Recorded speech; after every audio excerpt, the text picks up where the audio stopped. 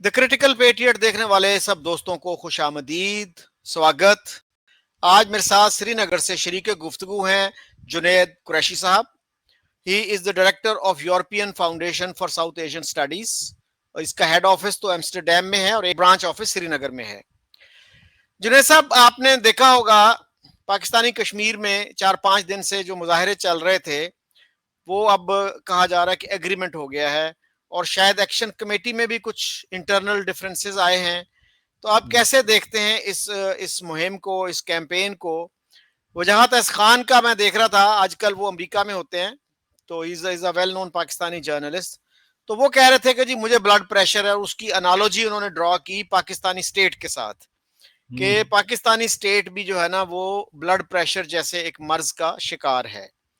और उन्होंने कहा कि एक बड़ी सिग्निफिकेंट बात है कि ये जो प्रोटेस्टर्स थे कश्मीर में, वहां पे कहीं पाकिस्तान का झंडा नजर नहीं आया। तो आपकी क्या थॉट्स हैं? आप बड़ा क्लोजली वॉच करते रहे हैं इस सारी डेवलपमेंट को। शुक्रिया शकील चौधरी साहब, आपने फिर से मुझे मदऊ किया। देखिए, ये जो प्रोटेस्ट है ये आज के नहीं है। आपको याद होगा कि 2023 में भी ये प्रोटेस्ट हुए थे और उस वक्त वो सिर्फ उस वक्त की जो मेन मांगे थी वो आटे से रिलेटेड थी और इलेक्ट्रिसिटी से रिलेटेड थी। वहाँ के लोगों की ये बात थी कि हम इलेक्ट्रिसिटी जो हम जो जनरेट करते हैं वो इस्लामाबाद के ग्रिड से होते होते हमें ट्रिपल या 4 गुना प्राइस में वापस बेची जाती है। तो उस वक्त तो इस पे वादे और बाकी चीजें करके इस पे थोड़ा सा इसको ठंडा कर दिया गया। इस वक्त भी जो ये प्रोटेस्ट हुए हैं, देखें, एग्रीमेंट तो मैंने भी सुना है कि कल रात को कोई साइन हुई है। अब इसमें सवाल जरूर ये उठता है कि एग्रीमेंट में वादे बड़े किए गए हैं, एक कमिटी भी, एक इम्प्लीमेंटेशन ओवरसाइट कमिटी भी बन रही है। मैं थोड़ा सा इसके साथ वादे रहे हैं, उनकी बरखिलाफी जो है वो हमेशा होती हुई है। स्टार्टिंग फ्रॉम 47 जो स्टैंड स्टिल एग्रीमेंट थी उसकी तो 2 महीने के अंदर अंदर बरखिलाफी होगी। तो ये स्केप्टिकल हूं मैं इस मामले में, क्योंकि देखिए, जरूर ये बात सही है कि इन्होंने इस वक्त इसको, जो फूड कॉस्ट है, इलेक्ट्रिसिटी है, जॉब्स हैं, रिजर्वेशंस है, ये सारे इश्यूज उठाए गए हैं। ये लेकिन ये सिम्टम्स हैं। ये जो वहां के रहने वाले जो लोग हैं, बेसिकली देखिए, ये हाईलाइट करता है जो उस एरिया में जो सिविल लिबर्टीज है और जो अकाउंटेबिलिटी है उसका कितना फुकदान है। तो बात यह है कि आज वो आटे, बिजली, नौकरी और इंडस्ट्री और इन चीजों की शक्ल में सामने आती हैं वो प्रोटेस्ट में, लेकिन बुनियाद उसकी जो है, बुनियाद उसकी इनजस्टिस है। इनजस्टिस इस सेंस में कि इस एरिया को पाकिस्तान ने सबसे पहले तो गिलगित बल्तिस्तान से अलग किया कराची एग्रीमेंट के थ्रू। उसके बाद इस एरिया को बहुत सालों तक एक एक कॉलोनी की तरह ट्रीट किया गया। और जब इसको फिर एक 1974 का जो एक्ट है, जो कॉन्स्टिट्यूशन ऑफ सो कॉल्ड आजाद कश्मीर कहलाता है, वो भी जब वहां पर आया, तो उस पर भी हम आगे जाके बात करेंगे कि जो सिविल लिबर्टीज हैं, जो लोगों की जो लोगों की और जो अकाउंटेबिलिटी का सिस्टम है उसका बहुत फुकदान है। और जिस तरह आपने अभी जिक्र किया एक सहाफी का, जो ये कह रहे हैं कि पाकिस्तान का झंडा वहां पर नहीं था, मैं तो उनसे थोड़ा बहुत इस पे इख्तलाफ करूंगा कि मैं ये समझता हूं कि पाकिस्तान का झंडा वहां नहीं था, लेकिन जो पीओके आप कह लें, पाकिस्तान एडमिनिस्ट्रेटेड कश्मीर कह लें, या आजाद कश्मीर कह लें, या आजाद कश्मीर कह लें, जो वो झंडा है जो इस्तेमाल हुआ है वो भी कश्मीरियों का झंडा नहीं है। उसमें भी पाकिस्तान की मुदाखलत है और वो झंडा भी कश्मीरियों के ऊपर थोपा गया। तो जो उस खित्ते का झंडा है उससे भी मुझे मैं उससे भी गुरेज करता हूं। लेकिन ये बात सही है कि वहां पर ऐसे कोई झंडे इस्तेमाल नहीं हुए। But basic point which I want to bring home वो यही था कि ये वक्तन वक्तन मुझे लगता है ये चीजें आगे जाके भी होंगी और ये मसले मसाइल उठते रहेंगे, इस वजह से कि जब तक आप जो मेन इश्यूज हैं, जो मेन सिविल लिबर्टीज के, जो फंडामेंटल राइट्स के जो इश्यूज हैं, जब तक आप उसको एड्रेस नहीं करेंगे तो ये मामला मतलब किसी ना किसी शक्ल में उभरता नजर आता रहेगा। अच्छा, तो अभी आप क्या देखते हैं कि ये जो एग्रीमेंट है इसमें खास तौर पे जो 12 सीटें हैं आजाद कश्मीर असेंबली की, जो पाकिस्तान में वाक़ है, पंजाब में है ज्यादातर, कुछ खैबर पख्तूनख्वा में भी है एक आध, और कराची में है। तो उन सीटों को कैसे आप देखते हैं? वो कहा जाता है जी कि जो रेफ्यूजीज उधर से आए थे, इंडियन कश्मीर से, जम्मू से, तो उनके लिए हैं, लेकिन वो सारी मैनिपुलेटेड होती हैं। अगर हाँ, आपको कुछ ऐसे भी हल्के हैं 800-900 सीटें, अगर आपको 800-900 वोट मिल जाएं, 1200 वोट मिल जाएं, तो आप जनाब असेंबली के मेंबर बन जाते हैं। तो ये बात इस सही है। जी, इस पे बड़ा गुस्सा है आजाद कश्मीर के लोगों में कि ये क्या है, जमहूरी जो प्रोसेस है उसको सबवर्ट करने के मुतरादिफ है ये। हाँ, और मेरे ख्याल में उस एग्रीमेंट में, but correct me if I am wrong, उस एग्रीमेंट में इसका जिक्र नहीं है। हम्म, उस एग्रीमेंट में इस पे कोई खास फैसला नहीं लिया गया। हाँ, एक इम्प्लीमेंटेशन और मॉनिटरिंग कमेटी बनाई गई है जो इसको शायद आगे लेके जाए। बट आपकी ये बात सही है कि देखें, जो ये जो रेफ्यूजी सीट्स है, ये जैसे कि यहाँ इस खिते, इस कश्मीर में भी हैं पीओके की रिजर्व सीटें हैं, लेकिन वो रिजर्व सीटें वो खाली रहती है क्योंकि पीओके इस वक्त पाकिस्तान के कब्जे में है। इसी तरह वहां पर जो रेफ्यूजी की सीटें हैं, जो यहां से लोग गए थे, उसमें देखें, उसमें आजाद कश्मीर के लोग, पीओके के लोग यही कहते हैं कि उसमें बहुत सी मैनिपुलेशन होती है, उसमें लोग मतलब अपॉइंट किए जाते हैं, और उसमें ये भी एक मसला है कि आप रेफ्यूजी किसको कहेंगे। वो भी रेफ्यूजी हैं जो मतलब यहां से आए और फिर जाके मतलब लाहौर, कराची या खैबर पख्तूनख्वा में बस गए। उनका जो स्टेक, उनका वो स्टेक नहीं रहा ना। आप कैसे, जो अगर आप कराची के रहने वाले हैं, ठीक है, आप 747 में या उससे पहले आप गए थे यहाँ से, लेकिन आप जो वहां की असेंबली के मतलब फैसले करेंगे, आप में उसका स्टेक क्या है? आप तो खुद कराची में रहते हैं। तो ये मांग उनकी कहीं ना कहीं वहां के लोगों की जायज है कि मैनिपुलेट होती हैं, और जो लोग हैं वो उस खित्ते के सारे रहने वाले नहीं हैं। जो भी यहाँ से गए थे वो पाकिस्तान के मुख्तलिफ इलाकों में बसने चले गए, और फिर वो इस असेंबली के मेंबर बनते हैं, तो उनका उधर कोई स्टेक नहीं होता। They have no skin in the game. और वो डेमोक्रेटिक प्रोसेस जो है, उससे डेमोक्रेटिक प्रोसेस पे तो जाहिर सी बात है कि डेमोक्रेटिक प्रोसेस तो उससे बहुत अंडरमाइन होता है।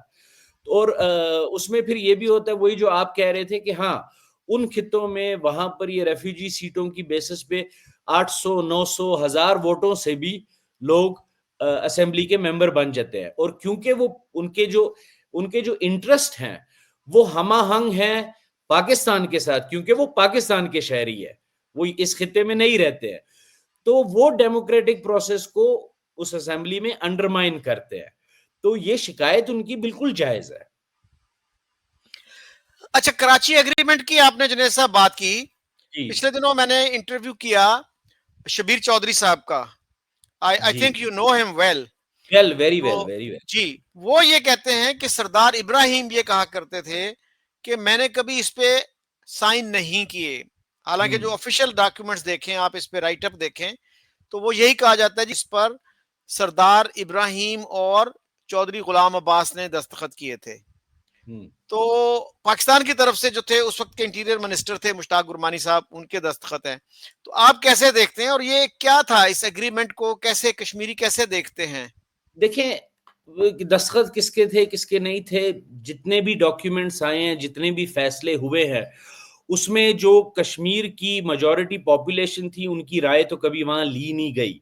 कराची एग्रीमेंट बेसिकली मुस्लिम कॉन्फ्रेंस के साथ एक एग्रीमेंट थी। तो मतलब कहने का ये मतलब है कि मुस्लिम कॉन्फ्रेंस ही कश्मीर की नुमाइंदगी नहीं कर सकती है ना। और उस वक्त 47 के बाद ऐसे कौन से इलेक्शन हो गए थे या कौन सा डेमोक्रेटिक प्रोसेस हुआ था वहां पर कि वो लोग चुने गए नुमाइंदे थे वहां पर। तो कराची एग्रीमेंट का बेसिक स्ट्रक्चर उसका यही है, वो ये है कि वो जम्मू कश्मीर की डिवीजन को मजीद डिवाइड करता है। जैसे कि मतलब अब आपके पास इंडिया और पाकिस्तान के पास जेर इंतजाम कश्मीर है, फिर चाइना के पास भी है, और वो जो पाकिस्तान के पास जेर इंतजाम या पाकिस्तान के कब्जे में जो कश्मीर था उसको मजीद डिवाइड करता है। और वो उस वक्त काफी सालों तक, मेरे ख्याल में 2012 तक, गिलगित बल्तिस्तान का ऑफिशियल नाम तो नॉर्दर्न एरियाज था। तो वो गिलगित बल्तिस्तान को under the direct rule of Islamabad लाया और आजाद कश्मीर को या पीओके को एक नॉमिनल मतलब तौर पे एक so called self governing area उसको बनाया गया। बट कश्मीर की मजीद डिवीजन का 22 कराची एग्रीमेंट 49 की है। और फिर आप जब आगे इस पे जाएंगे कि फिर जो आपके मतलब, लेकिन ये खित्ता 74 तक तो विदाउट एनी मतलब प्रॉपर डॉक्यूमेंटेशन या लेजिस्लेशन के बगैर ये चल रहा था। और आप देखेंगे भी कि जो या तो मुस्लिम कॉन्फ्रेंस यहाँ पर मतलब पावर में थी, या वो पार्टी पावर में होती थी जो इस्लामाबाद में पावर में होती थी। आज तक ऐसा ही चला है। कोई कश्मीर की नेशनलिस्ट जमात या कोई कश्मीर की जमात वहां पर कोई इलेक्शन नहीं जीती है। और उसकी वजह यह है कि जिसपे मैंने इससे पहले भी आपसे जिक्र किया, 1974 एक्ट जो है, जो कॉन्स्टिट्यूशन ऑफ सो कॉल्ड आजाद कश्मीर है, जो पाकिस्तान ने आजाद कश्मीर को दी, जब ये एक्ट पेश किया गया लेजिस्लेटिव असेंबली में, मतलब इतना बड़ा एक्ट, एक कॉन्स्टिट्यूशन है, मुझे पता है कि as far as I remember, I think the constitution of India took around 5 to 6 years of deliberations. तो मतलब 52 में कि 53 में आई थिंक, बट नहीं, वो मेरे ख्याल 50 में हो गया था इम्प्लीमेंट, 50 में 3 साल, इम्प्लीमेंट हो गया था जी। 3 साल या I was confusing my self with the constitution of Jammu and Kashmir जो 53 में आई। और बट पाकिस्तान का जो कॉन्स्टिट्यूशन है उसमें ज्यादा टाइम लगा था, वो 1956 में प्रोमलगेट हुआ था। हाँ, तो ये वाला जो कॉन्स्टिट्यूशन था, so called constitution of Azad Kashmir, ये विदाउट एनी डेलिब्रेशन पास हुआ था आजाद कश्मीर की असेंबली में। और इसमें बहुत से कॉन्ट्रडिक्शंस है। आप ये देखें, मैं पिछले दिनों इस पे लिख रहा था कि देयर आर मोर देन 52। पहले तो बात यह है कि ये जो लेजिस्लेटिव असेंबली है, इसका जो एक किस्म का सो कॉल्ड सेनेट है, वो मिनिस्ट्री ऑफ कश्मीर अफेयर्स है। मिनिस्ट्री ऑफ कश्मीर अफेयर्स का जो चेयर है वो प्राइम मिनिस्टर ऑफ पाकिस्तान है। तो बात यह है कि सेनेट का जो मतलब चेयर है वो पाकिस्तान का प्राइम मिनिस्टर है। तो 52 मोर देन 52 सब्जेक्ट्स ऐसे हैं इसमें, इस कॉन्स्टिट्यूशन में, जिसमें आजाद कश्मीर की legislative assembly without the approval और without a say of the ministry of Kashmir affairs और the prime minister of Pakistan, उसमें उनका कोई हक नहीं बनता है कोई फैसला करने का।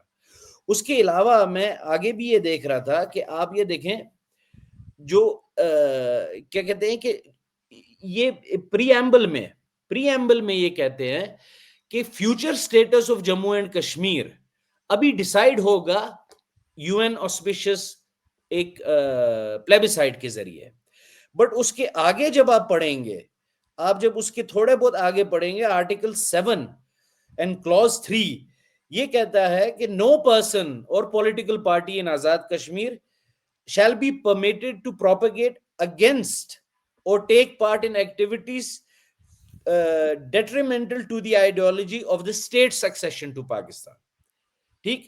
दूसरा, अगर आप उससे आगे ऑथ ऑफ ऑफिस, जो president of Azad Kashmir, prime minister of Azad Kashmir, any minister, speaker, deputy speaker, member of the assembly, member of the council, उनकी जो ऑथ ऑफ ऑफिस है वो ये है कि that I will remain loyal to the country and to the cause of accession of the state of Jammu and Kashmir to Pakistan। अच्छा, कोई आदमी पब्लिक ऑफिस या गवर्नमेंट नौकरी नहीं ले सकता है जब तक कोई ओथ ना ले और साइन ना करे कि वो loyalty to the concept of Jammu and Kashmir succession to Pakistan. बहुत सी नेशनलिस्ट जमातें हैं कश्मीर उस खित्ते में जो इलेक्शन इस वजह से नहीं लड़ती है। वो इस वजह से इलेक्शन नहीं लड़ती हैं कि उनकी सोच इस सोच से मैच नहीं करती है। फिर इससे आगे भी अगर आप देखें उर्फा आम में तो ये कहते हैं कि जीओसी मरी जो हैं वो आजाद कश्मीर को रन करते हैं, इसमें कोई शक भी नहीं है। लेकिन इसके अलावा जो इंस्टीट्यूशनलाइज्ड मतलब इसकी जो रनिंग है, डे टू डे ऑपरेशंस है, वो 4 लेंट ऑफिसर्स करते हैं। अच्छा, लेंट लफ्ज ये अंग्रेजी का है क्योंकि ये लेंट हुए हैं इस्लामाबाद से। और ये 4 ऑफिसर्स सबसे powerful, chief secretary, inspector general, director general of health and the finance secretary. तो मतलब यहां तक के जो 52 सब्जेक्ट्स की मैं बात कर रहा था उसमें बैंकिंग है, इंश्योरेंस है, प्लानिंग है, कोऑर्डिनेशन है, साइंटिफिक एंड टेक्नोलॉजिकल रिसर्च है, एयरक्राफ्ट एयर नेविगेशन है, पोस्ट एंड टेलीग्राफ है। मतलब basic things, post and telegraph के लिए भी आपको कश्मीर अफेयर्स जो है मिनिस्ट्री जो है, जो जिसके चेयर जो है प्राइम मिनिस्टर ऑफ पाकिस्तान है, वो डिसाइड करेंगे। तो इनको इन इन 49 की एग्रीमेंट, कराची एग्रीमेंट से दो चीजें हुई। एक तो आपने इन दो कश्मीर की मजीद डिवीजन कर दी और इन दो एरियाज को अलग कर दिया। और फिर उसके बाद आपको याद होगा 74 में गिलगित बल्तिस्तान में स्टेट सब्जेक्ट रूल को मतलब खत्म कर दिया गया और बहुत से वहां पर फिर शियाओं के खिलाफ, खासकर जियाउल हक साहब के दौर में बहुत ज्यादा शियाओं के खिलाफ एक मुहिम चली और बहुत से पंजाबी और पठान केपीके से और पंजाब से वहां पर बसने चले गए। बेसिकली पाकिस्तान के जहन में एक तो वो शिया सुन्नी का जो सेक्टेरियनिज्म है वो भी था, दूसरा ये भी था जहन में कि अगर कल को कोई प्लेबिसाइट होता है तो वहां पर हम अपने जो मतलब ये जो कश्मीरी हैं इनको डिवाइड करें। तो उस वजह से ये कश्मीरियों के लिए बहुत ही एक दर्दनाक एग्रीमेंट है। और फिर 1974 एक्ट एक कॉलोनियल एक्ट है। अगर अगर कोई भी आदमी इसको अनबायस तरीके से पढ़ेगा तो ये साबित होता है कि एक बहुत ही कॉलोनियल एक्ट है। और अब्दुल हफीज पीरजादा जो उस वक्त हमारे लॉ मिनिस्टर थे पाकिस्तान के, उन्होंने ये स्टोरी आपने भी सुनी होगी कि वो हाँ, ये मैंने हेलीकॉप्टर भी पे गए सुनी। थे, हेलीकॉप्टर पे गए थे और उनको कहा कि ये देख लो और इस पे दस्तखत कर दो। उन्होंने कहा जी पढ़ तो लें, कहते बाद में पढ़ते रहिएगा, मुझे फौरन जो है ना अभी वापस जाना है, मेरी वालदा बीमार हैं, मुझे हॉस्पिटल में उनके पास होना है। तो एक कश्मीर कौंसिल भी तो है ना, कश्मीर हाँ, कौंसिल में भी जो है वो प्राइम मिनिस्टर जो है पाकिस्तान के वो वो उसके भी है। हेड हैं हाँ, जी। ये और इसमें वो यह है, देखिए देखिए जी, इसमें यह है basically ministry of Kashmir affairs है और कश्मीर काउंसिल है। Hmm, Kashmir ministry of Kashmir affairs जो है वो इस्लामाबाद में headed by a federal minister from Pakistan, hmm, वो एक वाइसरॉय की तरह काम करते हैं, एब्सोल्यूट पावर्स है उनके पास। उसके बाद फिर एक कश्मीर काउंसिल है जो headed by prime minister of Pakistan है। तो ये एक टेंडम में इसका इसका इसका काम होता है। और आप ये देखें कि देखें एक और बड़ी खास बात यह है कि आर्टिकल 7 क्लॉज 3 में 7 आर्टिकल के बाद ये कहा जा रहा है लेकिन कोई भी इंसान आजाद कश्मीर की, जम्मू एंड कश्मीर की एक्सेशन पाकिस्तान के साथ जो है उसके खिलाफ बात नहीं कर सकता है। आप गवर्नमेंट जॉब नहीं कर सकते हैं। और फिर कश्मीर अफेयर्स और कश्मीर काउंसिल आपको रूल करता है, lent officers day to day operations चलाते हैं आपके।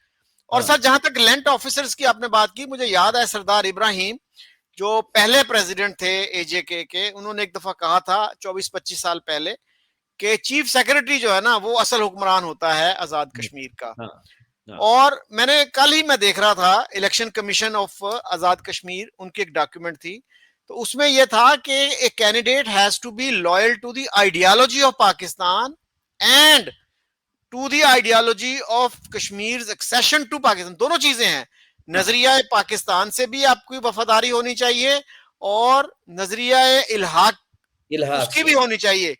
अगर तो अगर आप अब अगर अगर आप मुझे देखिए ना, आई कैन रीड इट।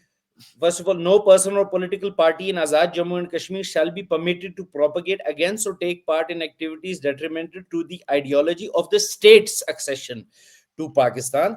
और उसके आगे that I as president या speaker या मतलब member of assembly जो भी है, I will remain loyal to the country and to the cause of accession of the state of Jammu and Kashmir to Pakistan।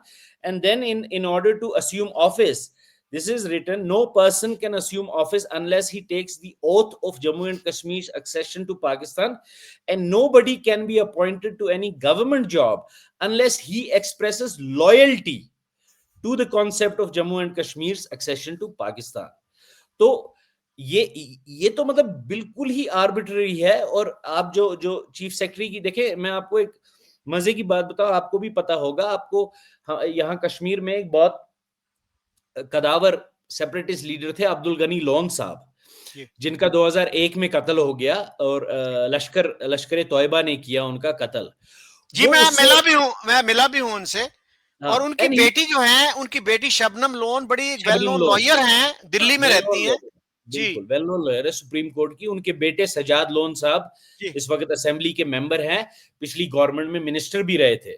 और उनके दूसरे बेटे जो हैं वो भी वो सेपरेटिस्ट कैंप में ही थे। तो मजे की आपको ये बात बताऊं कि अब्दुल गनी लोन साहब ने ये कहा, जब वो उन्होंने आजाद कश्मीर या पीओके का जब दौरा किया, और वहां पर जो मुहाजिर थे जो कश्मीर से आए थे, और जो वहां पर जो मिलिटेंट थे जो ट्रेनिंग्स के लिए आए थे, जब उन्होंने उनको कैंपों में देखा, तो वहां पर उन्होंने ये मतलब एक एक जलसे में ये कहा, उन्होंने कहा उस कश्मीर में हमें कम से कम आजादी मांगने की आजादी है, इस कश्मीर में तो आप लोगों को आजादी मांगने की भी आजादी नहीं है। Interesting. And I think he was there in 2000 or 99 it was, I think वो मुशर्रफ साहब की जब ये मतलब जब मुशर्रफ साहब का चला था वाजपेयी साहब के साथ, मेरे ख्याल में 2000 की बात है। And then in 2001 he was killed by the Lashkar e Toiba, because not only did he say that, he also said to the ISI, उन्होंने ये कहा था कि ये जो हार्डकोर मिलिटेंट्स हैं, हार्डकोर क्रिमिनल्स जो आप जेलों से निकाल के कश्मीर में भेज रहे हैं, जो वहां जाके मतलब दहशतगर्दी छोड़े, जो क्रिमिनलिटी में मुब्तला हो गए हैं, चोरी में, रेप में, कत्लो गैरत में, इनको आप मेहरबानी करके आप हमारे कश्मीर ना भेजें। इंटरेस्टिंगली लोन साहब ने 94 में, 95 में, 96 में ये भी कहा था कि अगर तालिबान यहां आएगी तो हम उनका खैर मकदम करेंगे। तो मतलब different facets of life, different facets of Kashmir. But एक जमाने में वो तालिबान का को दावत दे रहे थे, लेकिन फिर जब वो वहां गए और उन्होंने देखा, तो उन्होंने ये कहा कि हमें तो वहां पर आजादी मांगने की आजादी है, आप लोगों को तो वो भी नहीं है। हम्म। अच्छा, सैयद अली गिलानी जो हैं, जी उनका उनकी एक बड़ी मशहूर स्टेटमेंट है कि मुसलमान जो है ना वो गैर मुस्लिम मुआशरे में, सेकुलर मुआशरे में नहीं रह सकता। ये ऐसे ही है जैसे कि मछली को पानी के बगैर रहना पड़े। हम्म, और आसिया अंद्राबी साहिबा भी थी एक, अभी वो जेल में है शायद।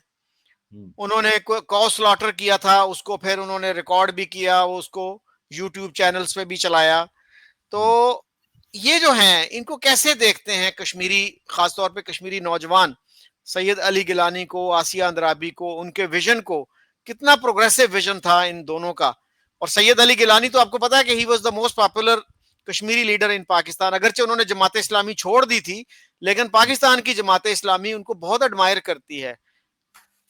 देखें, गिलानी साहब जब गुजर गए तो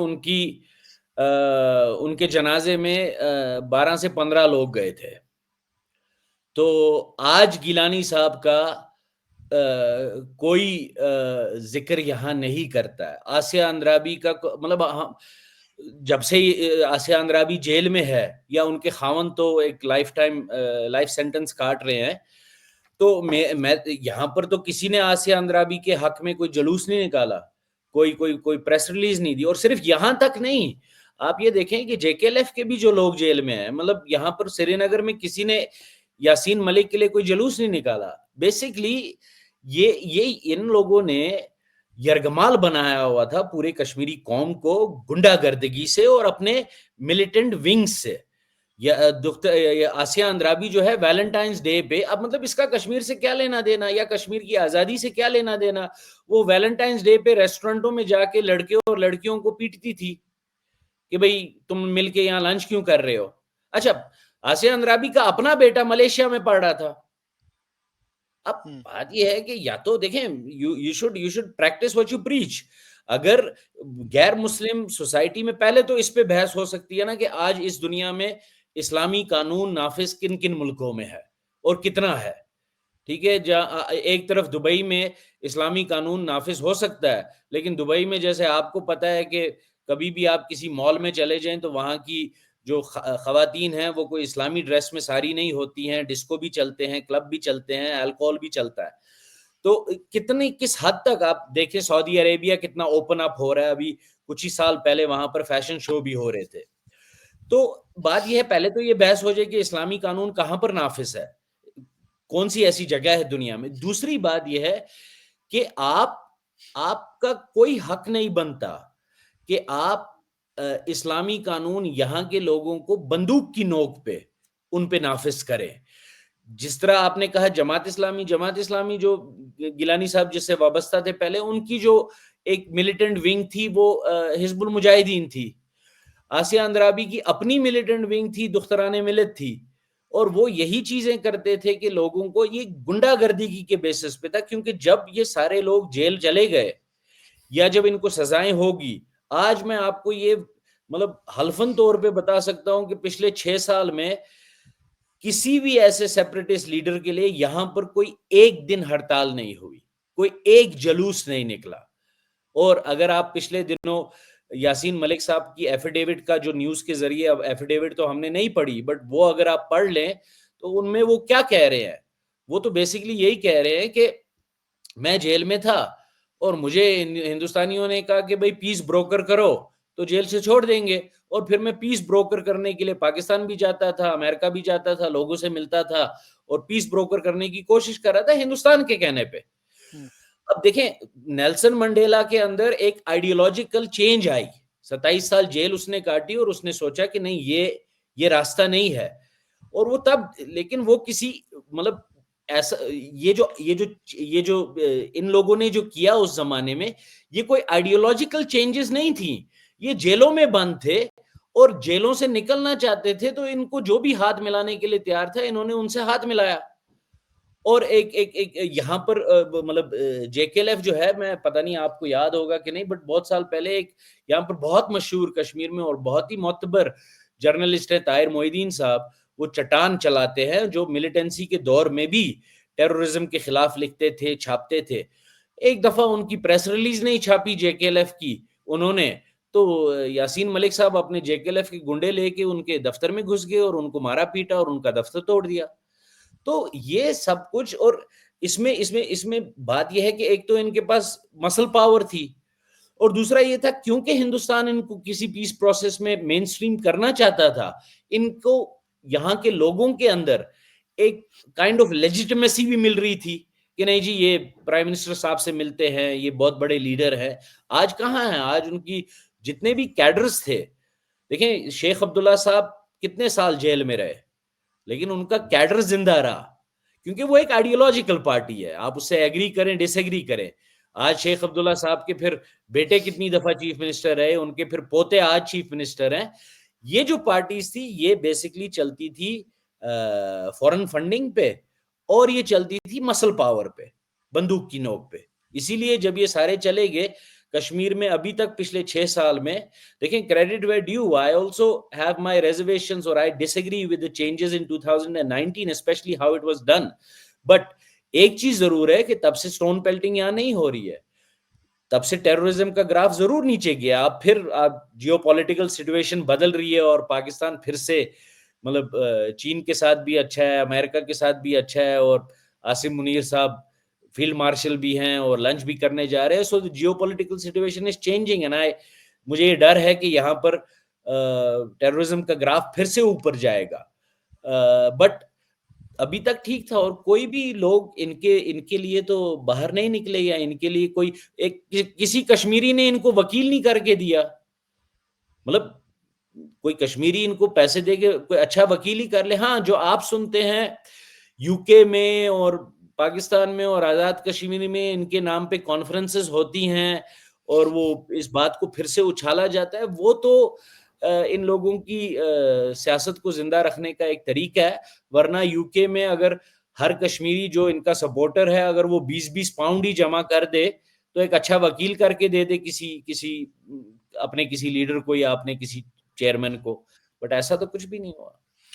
अच्छा जुनैद साहब, एक तो ये कि सैयद अली गिलानी का जनाजा आपने कहा कि बहुत छोटा था, लेकिन ये भी फिर कहा जाता है ना कि पुलिस ने बहुत सारे लोगों को वहां इकट्ठा नहीं होने दिया, और यासीन मलिक जो हैं उन्होंने तो खुद जो है इनकार कर दिया, वरना इंडिया में, बाकी भी बहुत से मुल्कों में ये है कि अगर आप वकील अफोर्ड नहीं कर सकते तो स्टेट आपको वकील देती है, सरकारी खर्चे पे आपको वकील मिलता। तो उन्होंने तो खुद इनकार कर दिया, उन्होंने तो गोया खुद कन्फेशन कर ली और उन्होंने कंटेस्ट नहीं किया उस केस को। Is that accurate information?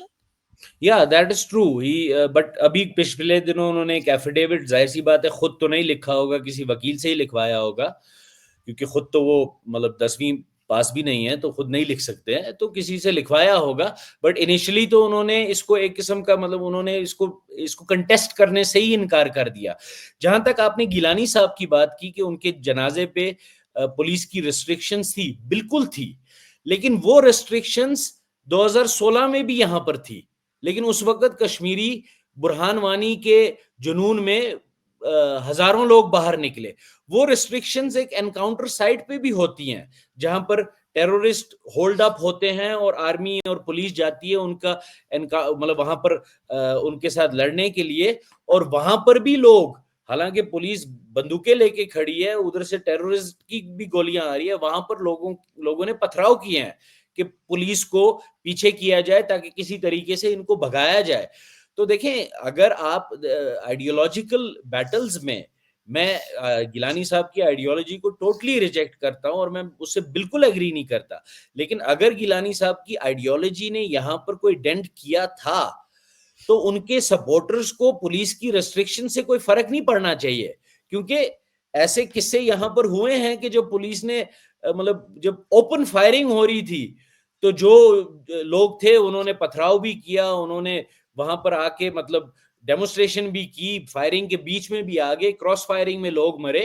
तो अगर गिलानी साहब कोई इतने बड़े लीडर थे तो उनका अगर यहाँ पर मतलब पुलिस ने रिस्ट्रिक्शन की थी, लेकिन अगर आपकी उनसे बहुत ज्यादा अकीदत थी और उनको बहुत मानते थे, तो ऐसी रिस्ट्रिक्शन आपको तो रोकेगी नहीं ना उनके जनाजे में शामिल होने से। तो ये कोई मतलब I don't think this it it might impede a little bit, but ये कोई एक्सक्यूज नहीं है। अच्छा जुनेद साहब, आपने कहा कि यासीन मलिक ज्यादा पढ़े लिखे नहीं हैं, तो मिशाल मलिक जो एक प्रोफेसर की बेटी है, मैं उनके फादर को जानता हूँ, कायदे आजम यूनिवर्सिटी में पढ़ाया करते थे वो, हुसैन मलिक। तो ये खुद जो है Mishal Malik London school of economics में पढ़ती रही, और ये भी कहा जाता है कि न्यूड पेंटिंग्स भी ये वो बनाया करती थी, उनका पैशन था। तो ये फिर शादी उनकी कैसे हुई, और फिर ज्यादा अरसा ये उनके साथ रही भी नहीं। एक आध दफा किसी ने पूछा तो उन्होंने कहा जी मुझे इंडिया ने वीजा नहीं दिया। तो फिर मेरा ख्याल है किसी इंडियन ने कहा था जी इसने अप्लाई ही नहीं किया। एक आध दफा जब अप्लाई किया था तो वो हुआ ही थी, थोड़ा सा अरसा वहां रही। तो आपके पास क्या इंफॉर्मेशन है? डिड देखिए, शी मुझे नहीं सीरियसली पता। Did she seriously try to be with Yasin Malik? I really don't know, and I think that is her personal, मतलब ये उनका जाती मामला है। वो क्या करती हैं, कितनी पढ़ी लिखी हैं और कैसे ये आपस में मिले। बट हाँ, एक चीज जरूर है कि जो ये शादी जो हुई थी, इनमें आपको पता है कि पाकिस्तान में ये डॉक्टर फारूक हैदर साहब के घर पे हुई थी शादी, और इनमें इनमें उस वक्त हमीद गुल साहब जो आईएसआई के मोस्ट इनफेमस या फेमस डीजी रहे हैं, वो भी इसमें शामिल थे, और मिलिट्री इंटेलिजेंस और पाकिस्तानी आर्मी के और जो टेररिस्ट जमातों के जो बड़े बड़े रहनुमा थे वो भी इसमें शामिल थे। So I have really no idea कि why a London school economics person would do this, but that is, I think that is personal preferences, and that's his and her personal matter. But ये जरूर है कि जो शाया हुई तस्वीरें उसमें आईएसआई, आर्मी वगैरह, अब देखें अफवाहें तो बहुत सी फैलती हैं कि पता नहीं किसने शादी कराई, किसने क्यों करवाई, कैसे करवाई गई। I have no idea, but I think that is the personal matter. अच्छा जुनेद साहब, एनी कंक्लूडिंग थॉट्स, कोई बात रह गई हो तो? कंक्लूडिंग थॉट्स आई थिंक यही है कि ये बात बहुत आपके और मेरे लिए और सब लोगों के लिए एक बहुत ही मतलब खुशगवार बात हमारे लिए ये है कि इस मतलब आज़ाद कश्मीर में पीओके में जो कत्लो गैरत है, जो लोग मरे हैं, जो लोग जख्मी हुए हैं, ये चीज़ इस एग्रीमेंट के थ्रू बंद होगी है, ख़त्म होगी है। बट गोइंग फॉरवर्ड मेरा यही मानना है कि और ऐसा नहीं होना चाहिए कि लोग मरें, लोग ज़ख्मी हों, लेकिन मेरा ये मानना है जब तक पाकिस्तानी गवर्नमेंट उस खित्ते के लोगों को उनकी इनएलिएनेबल फंडामेंटल सिविल लिबर्टीज़ नहीं देगी, तब तक ये मामला किसी ना किसी शक्ल में उभरते आएँगे और ये चलता रहेगा। और दूसरी बात ये है कि वहाँ के जब तक आप लोगों को उनके मतलब उनकी थॉट प्रोसेस में उनको दिल की बात नहीं करने देंगे या उनको रिस्ट्रिक्ट करेंगे, तो ये मामला चलता जाएगा। और दूसरा मेरा एक ही कंक्लूडिंग थॉट यही थी कि ये एग्रीमेंट हुई है और बेसिकली इस एग्रीमेंट ने it has kick the can down the road. बहुत सी ऐसी चीज़ें हैं कि जी इसको देखेंगे, इस पे मॉनिटरिंग करेंगे, इम्प्लीमेंटेशन टीम बिठाएँगे वगैरह। इन माय एक्सपीरियंस स्पेशली जहाँ तक vis-a-vis कश्मीर से रिलेटेड है, तो पाकिस्तान की गवर्नमेंट ने या पाकिस्तान ने कश्मीरियों के साथ कितनी एग्रीमेंट्स पे अमल दरामद की है, वो चीज़ से मैं बहुत स्केप्टिकल हूँ, क्योंकि हमारे महाराजा ने अगस्त में स्टैंड स्टिल एग्रीमेंट किया और अक्टूबर में इन्होंने हमला कर दिया। इन्होंने कहा जी यूएन सिक्योरिटी काउंसिल रेजोल्यूशन के तहत है, इन्होंने यूएन में वादे किए और एग्रीमेंट साइन किए, हम ट्रूस एग्रीमेंट के तहत अपनी फौज निकालेंगे तो फिर यहाँ प्लेबिसाइट होगा, वो कभी नहीं हुआ। उसके बाद फिर इन्होंने यूएन का बेड़ा उठाया और फिर जब अपने 93,000 फौजी निकालने थे तो इसको बायलैटरल कर दिया। तो बात यह है कि पाकिस्तान का जो ट्रैक रिकॉर्ड है कश्मीरियों के साथ या इंटरनेशनल लेवल पर, खा वो स्टेटमेंट्स हो या खा वो मतलब लिखे हुए एग्रीमेंट्स हो जिसपे सिग्नेचर्स हुए हैं, उसमें पाकिस्तान ने कभी कोई मतलब मुस्बत रोल या कोई वफादाराना रोल अदा नहीं किया। इसलिए मैं स्केप्टिकल हूं कि ये कितने देर चलेगा, क्योंकि 2023 में भी जब ये प्रोटेस्ट वहां हुए थे तब भी कुछ एग्रीमेंट्स हुई थी, बट उसका नतीजा आज क्या है कि आज 2025 में ये फिर से हो गया। गिलगित बल्तिस्तान में भी 2021 में और 22 में बहुत से प्रोटेस्ट हुए थे, उनके साथ भी एग्रीमेंट्स हुई हैं, बट वो किस हद तक पूरी की गई हैं। बलोचों के साथ एग्रीमेंट्स हुई हैं। अब मैं सारे पाकिस्तान में जितनी भी कौमियतें रहती हैं उनके पश्तूनों के साथ हुई हैं, बट हर एक का नाम being a Kashmiri let me focus on Kashmir. But ये मैं आपको बिल्कुल ही वसूख से कह सकता हूं कि पाकिस्तान ने जितने भी कश्मीरियों के साथ वादे किए या कश्मीरियों के साथ एग्रीमेंट की, वो उन्होंने उतनी ही बेशर्मी से तोड़ी और बेशर्मी से उनकी बरखिलाफी की जितनी आर्डेंसी से उन्होंने वो साइन की थी या वादे किए थे। तो इससे मैं थोड़ा स्केप्टिकल हूं।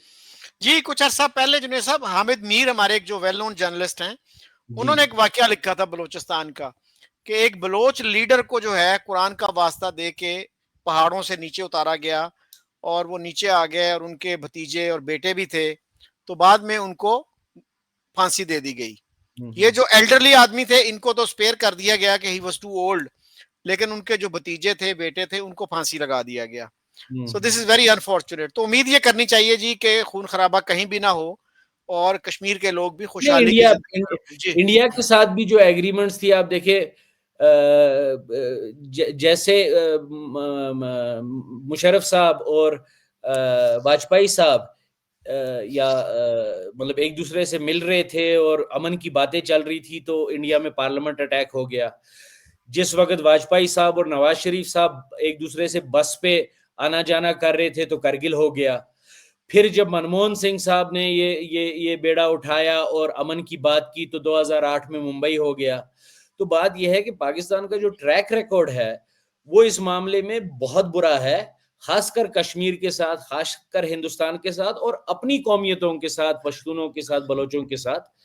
तो अब अल्लाह करे कि ये जो एग्रीमेंट है ये साल 2 साल से ज्यादा टिक जाए और पाकिस्तान की हुकूमत को और लोगों को वहां पर ये अकल आए। क्योंकि देखें, मैं ये समझता हूँ ये मामलात जो सिविल लिबर्टीज के मामलात है, फंडामेंटल राइट्स के मामलात है, वो तब तक हल नहीं हो सकते जब तक पाकिस्तान की अपनी आवाम अपनी गवर्नमेंट को ये नहीं कहे कि आप बलोचों के साथ ज्यादती कर रहे हैं। आप कश्मीरियों के साथ ज्यादती कर रहे हैं, आप पश्तूनों के साथ ज्यादती कर रहे हैं। तो ये मेंटल सेटअप ये पाकिस्तानी अवाम को अपने अपने अपने हुक्मरानों को कहने की जरूरत है। और अगर ये चीज नहीं होगी तो कश्मीर में और मुख्तलिफ जगहों पर ये कत्लो गारत चलती रहेगी। तो मतलब खुदा करे कि ऐसा ना हो, लेकिन जो कॉन्शियस पाकिस्तानीज हैं, कंसेंशियस पाकिस्तानी जो है, उनको चाहिए कि, और दुनिया में देखें, वियतनाम का वॉर तभी खत्म हुआ जब अमेरिकन व्हाइट हाउस के सामने जल से जलूस करने लगे कि ये हमारे हमारे जो बच्चे हैं उनको वापस घर लाओ, वहां मर रहे हैं। तो वियतनाम तो बहुत सालों से लड़ रहा था। अफगानिस्तान का भी ये जो 20 साल का जंग थी, ये तभी खत्म हुई जब अमेरिकन लोगों को ये समझ आई कि ये हमारी इकोनॉमिक नुकसान इसमें बहुत ज्यादा हो रहा है और स्ट्रेटेजिक हमें कुछ खास इसका कुछ हासिल नहीं हुआ। आज देखें, इजरायली लोग खुद अपनी हुक्मरान को, अपने गवर्नमेंट को पिन पॉइंट करके कह रहे हैं कि आप गजा में गलत कर रहे हैं। तो ये चीज जब तक पाकिस्तान में नहीं होगी, जब तक लाहौर और कराची में लोग सिर्फ अपने मुफाद के लिए नहीं, लेकिन अपने पाकिस्तानी भाइयों पश्तून बलोच के लिए नहीं निकलेंगे सड़क पे और ये कहेंगे कि आप इनके साथ ज्यादती कर रहे हैं, तब तक इन मामलात का हल नहीं निकलेगा। और इस बात का मुझे दुख है, मैंने तो प्रपोज भी किया था, बट मुझे इस बात का बहुत दुख है कि कश्मीर वैली में, हाँ, क्योंकि मेरा पीओके के लोगों के साथ बहुत राब्ता रहा है, क्योंकि मैं बाहर रहा हूँ, यूएन में उनके साथ मिलता था। I think I am the only Kashmiri here जिसने इस पे कोई बात की है। और मैंने ये कहीं प्रपोज भी किया था कि भाई हम कश्मीरियों को उन कश्मीरियों के लिए आवाज उठानी चाहिए। बट एज दे से शायद वैली में लोग सिर्फ वैली की परवाह करते हैं, विच इज अगेन अनफॉर्चुनेट। जी जुनैद साहब, मैंने कई दफा ये लिखा है कि पाकिस्तान के जो मुहिब्बे वतन लोग हैं, पेट्रियाटिक लोग हैं, वो अगर 71 में बोलते जब वहां मिलिट्री एक्शन शुरू हुआ तो शायद पाकिस्तान 2 लख्त होने से बच जाता और इतनी बड़ी ह्यूमिलिएशन से कम बच जाता। और उस वक्त इतने बड़े बड़े जो पेट्रियाटिक लोग मौजूद थे, चौधरी मोहम्मद अली थे जो प्राइम मिनिस्टर रह चुके थे, सीनियर ओहदों पे रह चुके थे, चौधरी खलीकुज़्ज़मान थे, he was one of the founding fathers, और सर अब्दुल रशीद थे जो कि पहले चीफ जस्टिस थे पाकिस्तान के। तो लेकिन अनफॉर्चुनेटली वो लोग जो है चुप किए रहे, उन्होंने बोला नहीं। और बिफोर हिज डेथ हमारे एक सीनियर जर्नलिस्ट थे अब्दुल कादिर हसन, तो वो भी बड़े जंगजूयाना किस्म के, जिंगुइस्टिक किस्म के आर्टिकल लिखा करते थे नवाए वक्त में, और कहा करते थे, अरबों को ताने दिया करते थे कि तुम इसराइल इतना छोटा सा मुल्क है, उसको काबू नहीं कर सकते, हमने इतने बड़े मुल्क भारत को नकेल डाली हुई है, इस तरह की लैंग्वेज वो यूज करते थे। लेकिन अपने मरने से पहले वो ये कहा करते थे, उन्होंने लिखा भी कि काश कि मैं मिलिट्री एक्शन पे क्रिटिसिज्म करता तो शायद मुल्क 2 लख्त होने से बच जाता। तो उस वक्त जिन लोगों ने मिलिट्री एक्शन को क्रिटिसाइज किया उनको गद्दार कहा गया, and some of them were put behind bars, जेलों में डाल दिया गया उनको, और जिन्होंने मुखालफत की उनको गद्दार कहा गया। This is very unfortunate. तो I am grateful to you, आपने बड़ी खुल के बातें की। और अगर कोई दोस्त जो हैं अपोजिंग व्यू देना चाहें तो ही और she is welcome. Thank you again. शुक्रिया बहुत बहुत।